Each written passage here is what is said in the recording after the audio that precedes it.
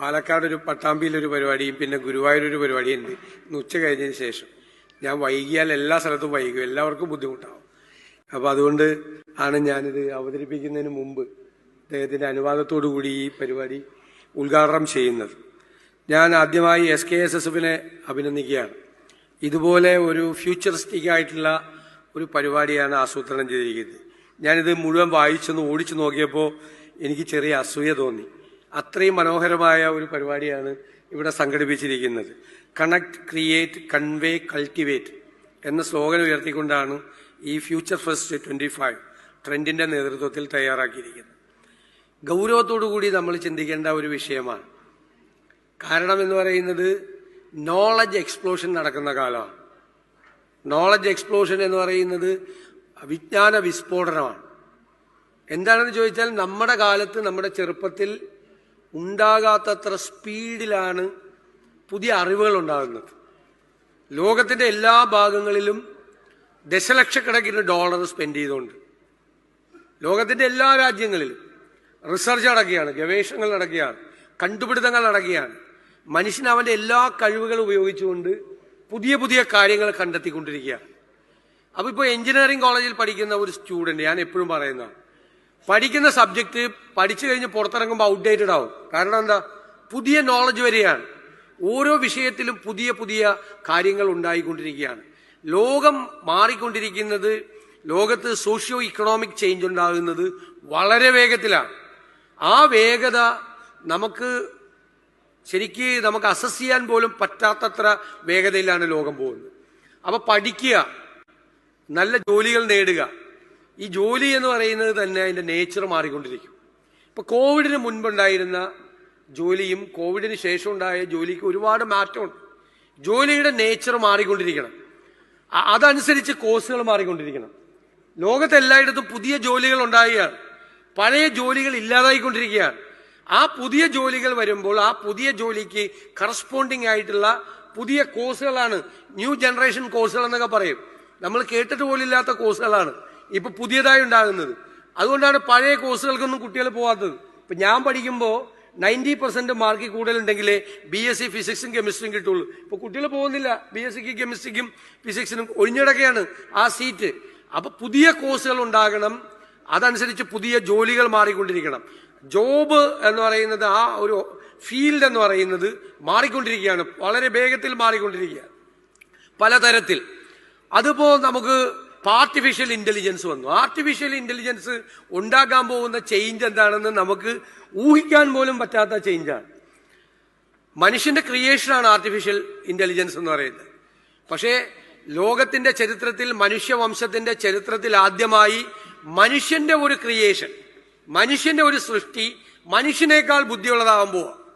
അതാണ് ആർട്ടിഫിഷ്യൽ ഇന്റലിജൻസിന്റെ വ്യത്യാസം. നമ്മൾ എന്തൊക്കെ സാധനങ്ങൾ ഉണ്ടാക്കിയിട്ടുണ്ട് ആളുകളെ ദ്രോഹിക്കാൻ വേണ്ടിയിട്ട്. ഇപ്പൊ ഞാൻ എപ്പോഴും പറയും, കടാര അല്ലെ, ഒരാളെ കുത്തിക്കൊല്ലാൻ പറ്റിയതാണ് കടാര. ആ കടാര ഈ ടേബിളിന്റെ പുറത്ത് വെച്ചാൽ കടാര വല്ല കുഴപ്പമുണ്ടാക്കുക? അത് വെറും പാവമല്ലേ? ഒറ്റയ്ക്ക് എഴുന്നേറ്റ് നിങ്ങൾ ആരെങ്കിലും വന്ന് കുത്തുവോ? കുത്തില്ല. ഇതിന്റെ ഇപ്പുറത്ത് ഒരു ഫുൾ ലോഡഡ് റിവോൾവർ വയ്ക്കുകയാണ്.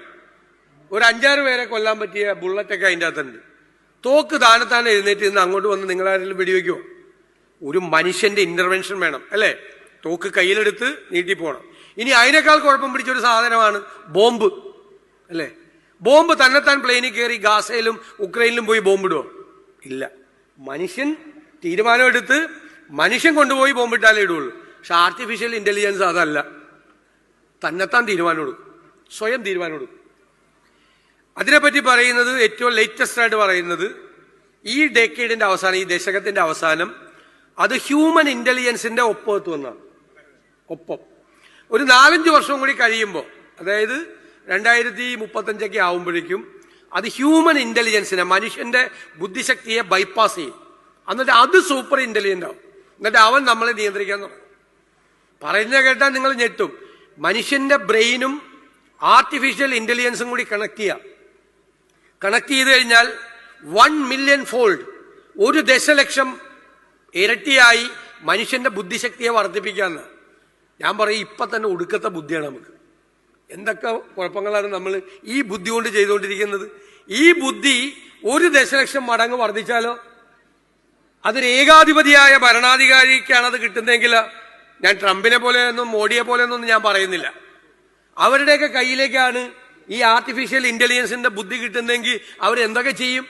ലോകത്ത് മുഴുവൻ ഏകാധിപതികളായ ഭരണാധികാരികളാണ്. അവരുടെ കയ്യിലേക്ക് ഇതുപോലത്തെ ഈ ആയുധങ്ങൾ കിട്ടിക്കഴിഞ്ഞാൽ അവരെന്ത് ചെയ്യും?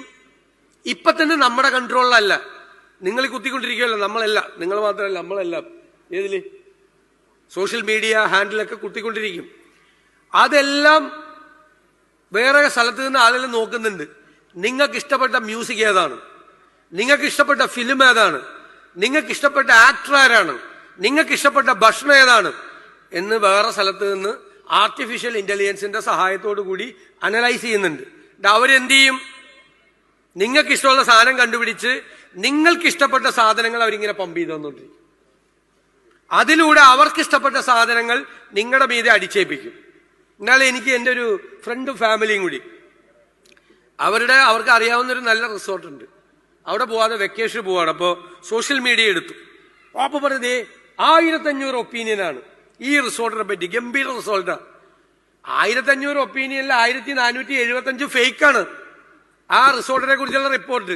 അപ്പൊ നമ്മൾ അതിൻ്റെ അകത്ത് വീണ് 1500 കണ്ടിട്ട് നമ്മുടെ കയ്യിൽ വേറെ റിസോർട്ട് ഇരിക്കണം, അതിന് പോവാതെ നമ്മൾ ഈ റിസോർട്ടിൽ പോവും. നല്ല ഭക്ഷണം കിട്ടുന്ന ഹോട്ടലിൽ കയറാതെ എവൻ നമ്മളെ പറ്റിച്ച് അവൻ ഇഷ്ടമുള്ള ഹോട്ടലിൽ നമ്മളെ കയറ്റി ഇപ്പൊ തന്നെ നമ്മളെ കൺട്രോൾ ചെയ്തുകൊണ്ടിരിക്കുകയാണ്. നിങ്ങൾക്ക് മ്യാൻമാറിൽ, ഞാൻ ദീർഘിപ്പിക്കുന്നില്ല, മ്യാൻമാറിൽ നടന്ന എന്താണെന്നറിയാമോ? മ്യാൻമാറിലാണ് രോഹിംഗ്യൻ മുസ്ലിംസിനെ മുഴുവൻ കൊന്നൊടുക്കി അവിടെ നിന്ന് നാട് കടത്തി. ഡൽഹിയിലുണ്ടവര്, അതിർത്തികളിലെല്ലാം ഉണ്ടവര് മനുഷ്യർ. ഇത്രമാത്രം പീഡനം അനുഭവിക്കപ്പെട്ട മനുഷ്യരുണ്ടായിരുന്നില്ല. എന്താ കാര്യം? ഫേസ്ബുക്കിന് ഒരു ഡയറക്ഷൻ കൊടുത്തു. ഫേസ്ബുക്കൊക്കെ എങ്ങനെയാ വർക്ക് ചെയ്യുന്നത്? ആൽഗരിതം ഡ്രിവൺ ആണ്. ആൽഗരിതമാണ് കൺട്രോൾ ചെയ്യുന്നത്, മനുഷ്യനല്ല. കൺട്രോൾ ചെയ്യുന്ന ആൽഗരിതമാണ്. അവരോട് പറഞ്ഞു മാക്സിമം എൻഗേജ്മെന്റ്, അതായത് മാക്സിമം റീച്ചിൽ മാക്സിമം ആളുകളുടെ കയ്യിലേക്ക് ഫേസ്ബുക്ക് എത്തണം. അപ്പൊ മനുഷ്യന്റെ ബുദ്ധിയല്ല, ഇതിന്റെ ബുദ്ധിയാണ്, ആൽഗരിതമാണ് കംപ്ലീറ്റ് കൺട്രോൾ ചെയ്യണത്. ഞാൻ തങ്ങളെ പറ്റി നല്ലത് പറഞ്ഞുകൊണ്ട് ഒരു പ്രസ്താവന ഇറക്കി. അത് എത്ര ലൈക്ക് കിട്ടും? വളരെ കുറച്ചേ കിട്ടുള്ളൂ. ഞാൻ തങ്ങളെ പറ്റി ഇല്ലാത്തൊരു ദുഷിപ്പുണ്ടാക്കി ഒരു സാധനം പറഞ്ഞു, അത് പോണ പോക്ക് നിങ്ങൾ കണ്ടാൽ വിശ്വസിക്കില്ല. നല്ലതൊന്നും പോവില്ല. ശ്രദ്ധിച്ചിട്ടുണ്ട? ദുഷിപ്പും തെറ്റും നുണയും പച്ചക്കള്ളവും വർഗീയതയും ആളുകളെ. അപ്പൊ രോഹിംഗ്യൻ മുസ്ലിംസിനെതിരായിട്ടുള്ള ഈ ക്യാമ്പയിൻ, ഹെയ്റ്റ് ക്യാമ്പയിൻ, വിദ്വേഷ ക്യാമ്പയിൻ ഭയങ്കരമായിട്ട് അങ്ങ് പോയി. ആർക്കും കൺട്രോൾ ചെയ്യാൻ പറ്റിയില്ല. കാരണം എന്താ? നോക്കിയപ്പോൾ നല്ല എൻഗേജ്മെന്റ് ആണ്, ഫേസ്ബുക്കിന് എൻഗേജ്മെന്റ് ആണ്. ഫേസ്ബുക്കിന്റെ ഒരു എൻഗേജ്മെന്റ് കിട്ടുമ്പോൾ ആൽഗരിതം എന്താ ചെയ്യണത്? ഇപ്പൊ ഉള്ള എൻഗേജ്മെന്റിന്റെ 10 ഇരട്ടിയാക്കാൻ നോക്കും, മൾട്ടിപ്ലൈ ചെയ്യാൻ നോക്കും. അപ്പൊ എല്ലാ മനുഷ്യരുടെ ഇടയിലേക്കും രോഹിംഗ്യൻ മുസ്ലിംസിനെ കുറിച്ച് മോശമായ പ്രചരണം പോയി. അപ്പൊ അവിടെ എത്നിക് ക്ലെൻസിങ് തുടങ്ങി, എന്താണ്, വംശഹത്യ തുടങ്ങി, കൊല്ലാൻ തുടങ്ങി, ശത്രുവായി. ഈ ഒരു സാധനം ഈ ഫേസ്ബുക്ക് ഉണ്ടാക്കിയതാണ്. മ്യാൻമാറിലെ രോഹിംഗ്യൻ കൂട്ടക്കൊലപാതകം, നാടുകടത്തൽ ഉണ്ടാക്കിയത് ഈ ഒരു ഹാൻഡിലാണ്, ഈ ഫേസ്ബുക്കാണ് ഉണ്ടാക്കിയത്. നമ്മൾ മനസ്സിലാക്കണം. അത്ര 2 സ്ഥലമുണ്ട്. മനുഷ്യൻ കണ്ടുപിടുത്തങ്ങൾ കൊണ്ട് മനുഷ്യന്റെ ജീവിതത്തിന്റെ നിലവാരം ഒരർത്ഥത്തിൽ വർദ്ധിപ്പിക്കുന്നു. ആരോഗ്യം, മെഡിക്കൽ സയൻസ് വർദ്ധിക്കുന്നു. അടുത്ത നൂറ്റാണ്ടിൽ 160, 180 വയസ്സ് വരെ ജീവിക്കുമെന്ന് പറയണം. രോഗമൊന്നും ഉണ്ടാവില്ലെന്ന് പറയണം. രോഗം ചികിത്സിക്കാനുള്ള സംവിധാനം വരുമെന്ന്. പക്ഷെ അതേ സമയത്ത് നമ്മൾ തന്നെ നമ്മളെ കൊല്ലാനുള്ള വേറെ സാധനം ഉണ്ടാക്കിക്കൊണ്ടിരിക്കുകയാണ്. അപ്പൊ ഫ്യൂച്ചർ എന്ന് പറയുന്നത് വളരെ ശ്രദ്ധയോടുകൂടി നോക്കിക്കാണേണ്ട, വളരെ വേഗത്തിൽ മാറ്റങ്ങൾ നടക്കുന്ന ഒരു സ്ഥലമാണ്. അതിനെക്കുറിച്ച് ഗൗരവതരമായ ചർച്ചകൾ ചെയ്ത് 2 ദിവസത്തെ ക്ലാസ്സുകൾ എടുത്ത് ഏറ്റവും നല്ല കോഴ്സ് എവിടെയാണ് പോൺ. നമ്മുടെ നാട്ടിൽ ഇഷ്ടംപോലെ നല്ല കോഴ്സുകളുണ്ട്. 10-40 ലക്ഷം രൂപ കൊടുത്ത് ഇവിടുത്തെ പാരലൽ കോളേജ് പോലും നന്നായിട്ട് വർക്ക് ചെയ്യുന്നതാണ്. വളരെ നിലവാരം കുറഞ്ഞ സ്ഥാപനങ്ങളിൽ പോയി പഠിക്കുകയാണ് പിള്ളേര്. 10-40 ലക്ഷം രൂപ വീട് പണയപ്പെടുത്തി. അപ്പൊ നമുക്ക് ഏത് സബ്ജക്ട് പഠിക്കണമെങ്കിൽ ഏത് സാധ്യതകളാണ് ഉള്ളത്, ഏതെല്ലാം തൊഴിൽ മാർക്കറ്റിൽ ഏതെല്ലാം തൊഴിലുകളാണുള്ളത്, അതിനെ പറ്റിയ കോഴ്സ് ഏതാണ്, ഏറ്റവും പോസിബിലിറ്റി ഏതാണ് എന്നെല്ലാം മനസ്സിലാക്കി കരിയർ ഗൈഡൻസും ബാക്കിയുള്ള കാര്യങ്ങളും കോഴ്സുകൾ തിരഞ്ഞെടുക്കാനുള്ള കാര്യങ്ങളും എല്ലാം ചെയ്യുന്ന ഒരു വലിയ എക്സസൈസാണ് യഥാർത്ഥത്തിൽ SKSS ചെയ്യുന്നത്.